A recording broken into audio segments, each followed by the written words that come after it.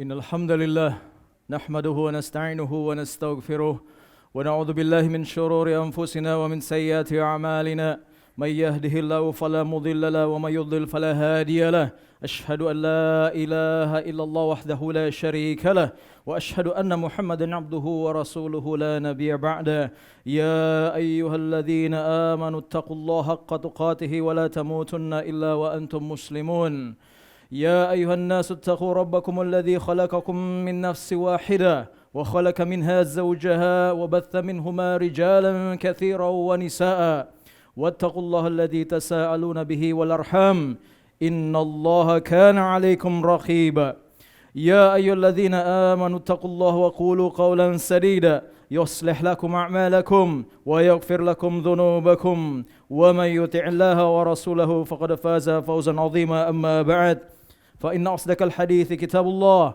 وخير الحديث حديث محمد صلى الله عليه وسلم وشر الأمور محدثاتها فإن كل محدثة بدعة وكل بدعة ضلالة وكل ضلالة في النار. Saudara-saudaraku sekalian rahimani wa rahimakumullah, di antara tabiat yang dimiliki manusia adalah apa yang disebut dengan survival mode atau mode bertahan hidup, yaitu di mana mereka berusaha untuk melakukan apa saja untuk bisa memperpanjang umurnya, mengawetkan dirinya. Bahkan media-media sosial kini banjir dengan konten-konten bagaimana cara menjaga agar tubuh tetap awet muda dan tidak cepat menua. Bagaimana cara memperpanjang hidup dengan beragam cara perawatan-perawatan, operasi dan lainnya. Bagaimana cara hidup sehat agar tidak terkena penyakit ini dan penyakit itu.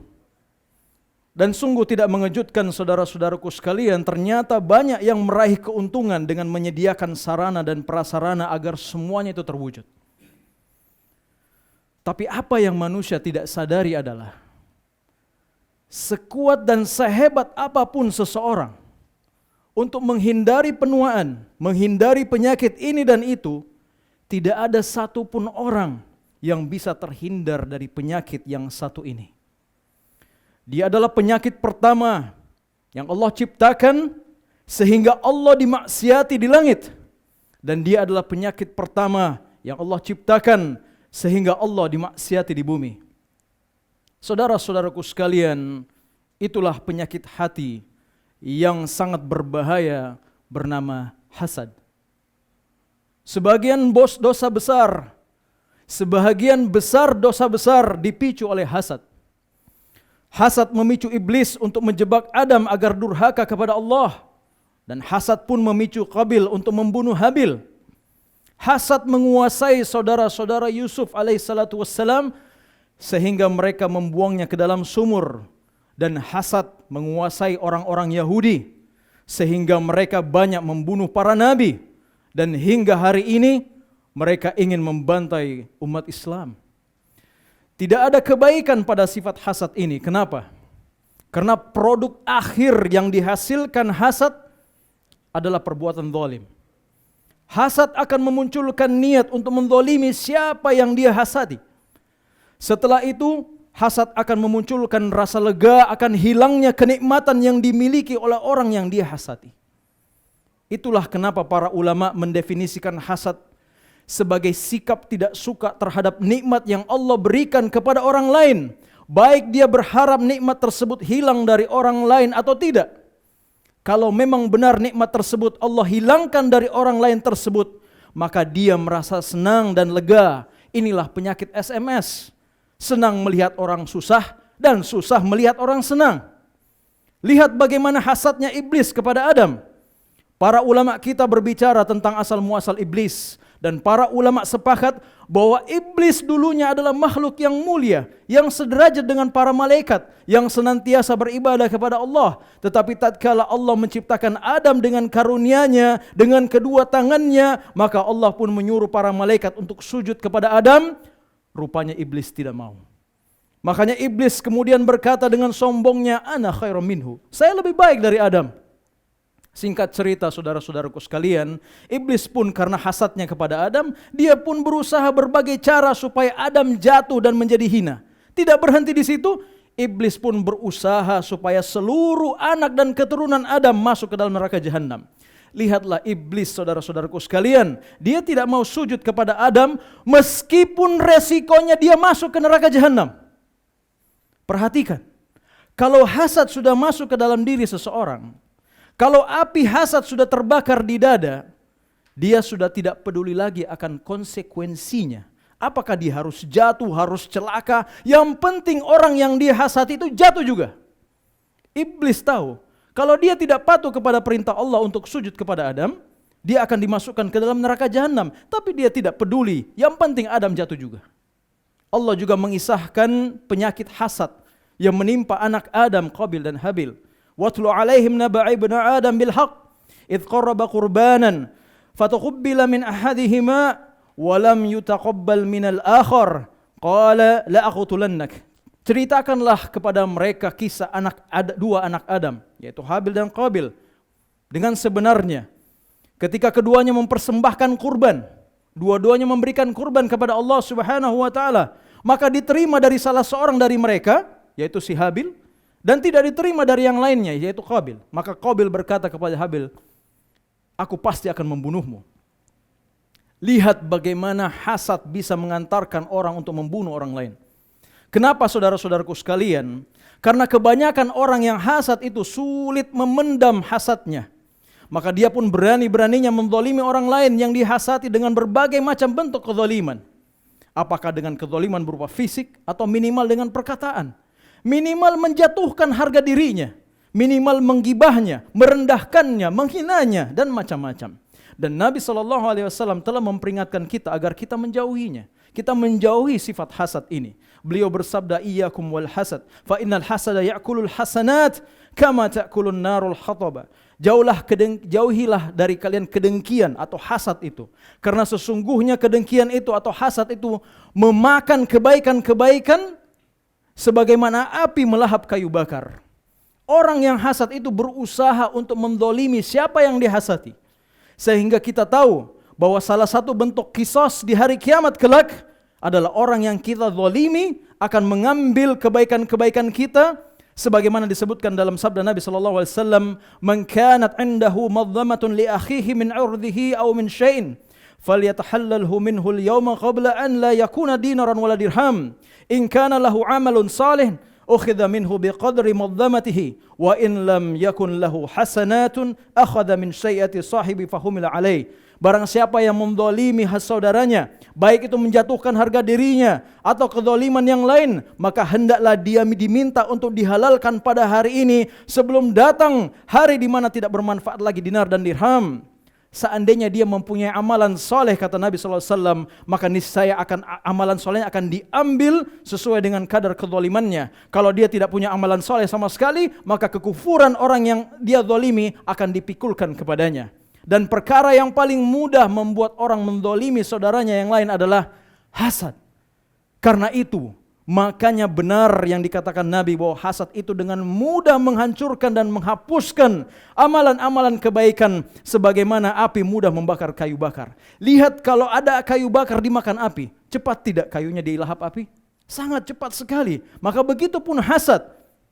Dia sangat cepat dalam menghabisi amalan-amalan kebaikan kita. Kita sholat, puasa, zakat. Tapi kalau kita tidak mampu menahan hasad itu dengan menggibah orang, menghina orang, cari-cari kesalahannya. Kalau dia melakukan kesalahan malah kita bergembira. Dengan begitu maka kita sudah terjerumus ke dalam berbagai macam kezaliman. Ibadah kita hancur semua sebagaimana api yang melahap kayu bakar. Dan yang lebih menakutkan lagi, penyakit hasad ini pasti menimpa setiap orang dari kita.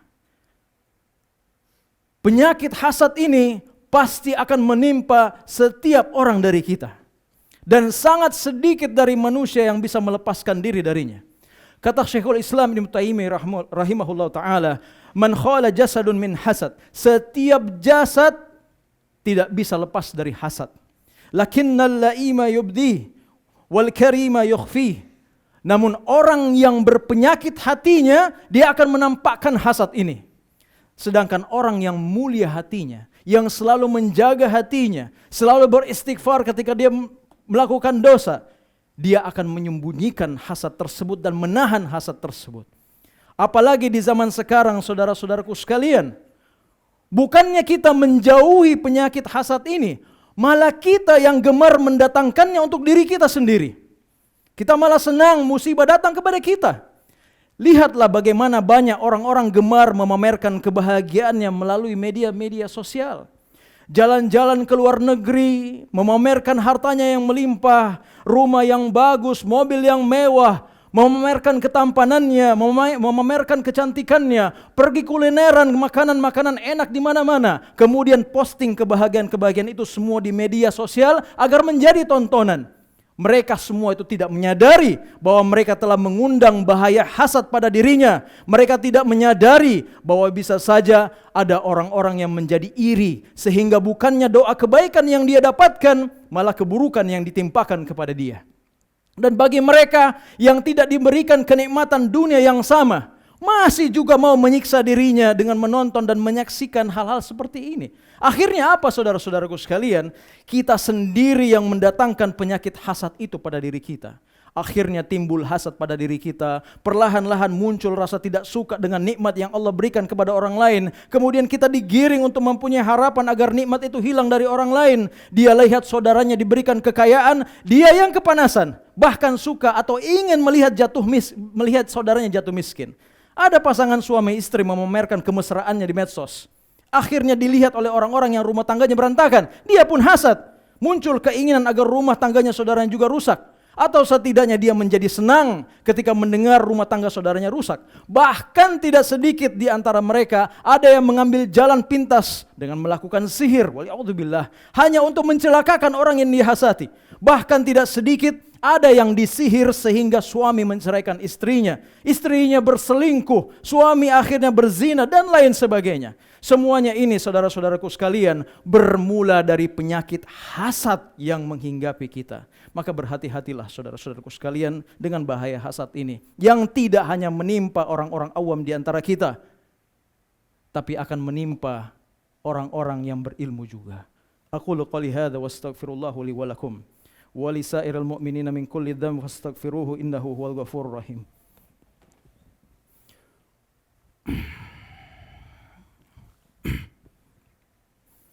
Alhamdulillah ala ihsani wa syukru lahu ala taufiqihi wa amtinani. Ashhadu an la ilaha illallah wahdahu la syarika la ta'ziman li sya'ni wa ashhadu anna Muhammadan abduhu wa rasuluhu adda ila ridwani sallallahu alaihi wa ala alihi wa ashabihi wa ikhwani. Saudara-saudaraku sekalian, seperti yang sudah kita ketahui bahwa setiap jasad akan ditimpa oleh hasad. Bahkan seorang ulama pun bisa terkena dengan penyakit ini. Dikisahkan bahwa guru Imam Bukhari bernama Muhammad bin Yahya al-Dhuhli, ketika mendengar Imam Bukhari datang ke Naisaburi untuk berdakwah, maka Muhammad bin Yahya memberitahu murid-muridnya agar pergi ke majelis Imam Bukhari, belajar darinya, mengambil ilmu darinya. Namun akhirnya apa? Majelis Muhammad bin Yahya menjadi sepi. Tidak ada yang datang. Sehingga muncullah rasa hasad dari beliau. Dengki kepada Imam Bukhari. Ringkas cerita, maka Imam Bukhari akhirnya diusir. Ya. Saudara-saudaraku sekalian, hasad ini akan menimpa siapa saja. Namun yang paling pertama, wajib kita kerjakan ketika ini menimpa kita adalah berlindung kepada Allah Subhanahu wa taala dari sifat hasad ini. Dan banyak beristighfar, karena pada hakikatnya hasad adalah bentuk protes terhadap takdir Allah. Bentuk protes terhadap takdir Allah.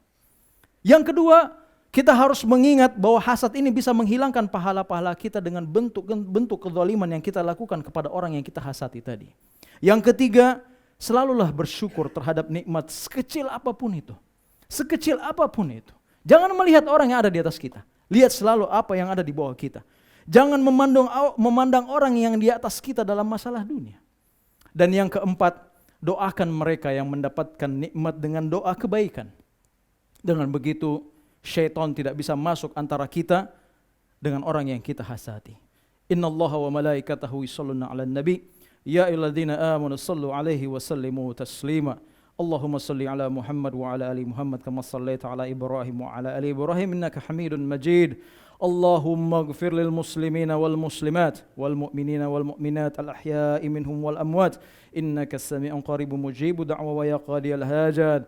اللهم انصر إسلام والمسلمين في كل مكان. اللهم انصر إسلام والمسلمين في كل مكان. اللهم انصر إسلام والمسلمين في كل مكان. ربنا آتنا في الدنيا حسنة وفي الآخرة حسنة وقنا عذاب النار. وصلى الله على نبينا محمد وعلى آله وأصحابه أجمعين. سبحانك اللهم وبحمدك أشهد أن لا إله إلا أنت أستغفرك وأتوب إليك. الحمد لله رب العالمين. أقم الصلاة.